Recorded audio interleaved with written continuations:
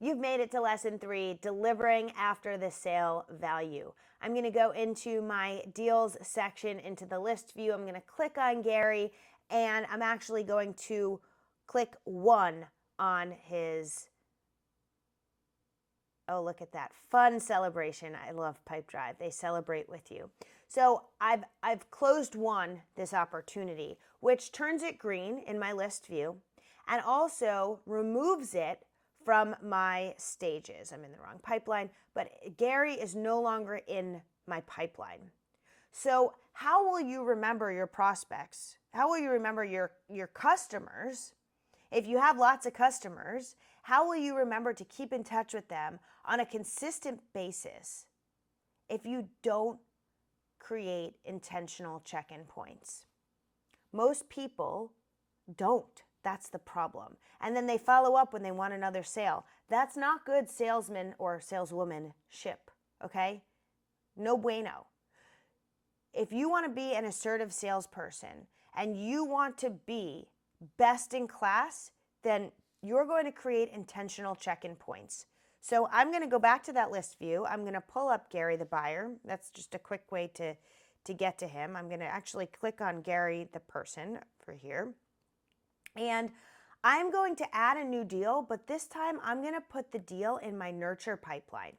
And that will help you remember to follow up, because then you could put the close date out. Let's say maybe the close date's, at the end of the year.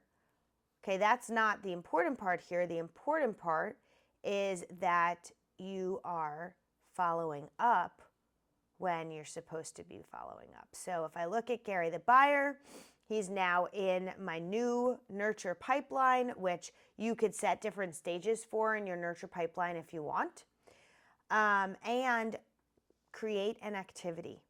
Okay, this is really important. Create an activity. You can even create recurring activities to keep in touch, but make sure you're doing that.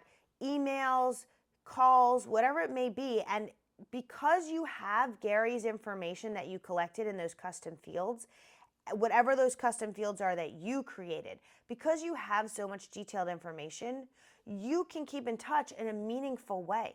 You can continue to bring Gary ideas of value. You can continue to reach out with relationship builders, like wishing his kids a happy birthday or asking how that soccer tournament went, whatever it may be, to further the relationship. Now, here's another piece that I really like, this element, context timeline. This shows you when you last connected with each person. How freaking cool is this? So now if you can actually export this as well. You can set a frequency for how often you want to connect with each person. So you can export filtered data. This is so powerful because you could pull a report on everyone who you have not been in touch with for 3 months or a month or 2 weeks, depending on how often you want to stay in touch, and then go reach out to those people.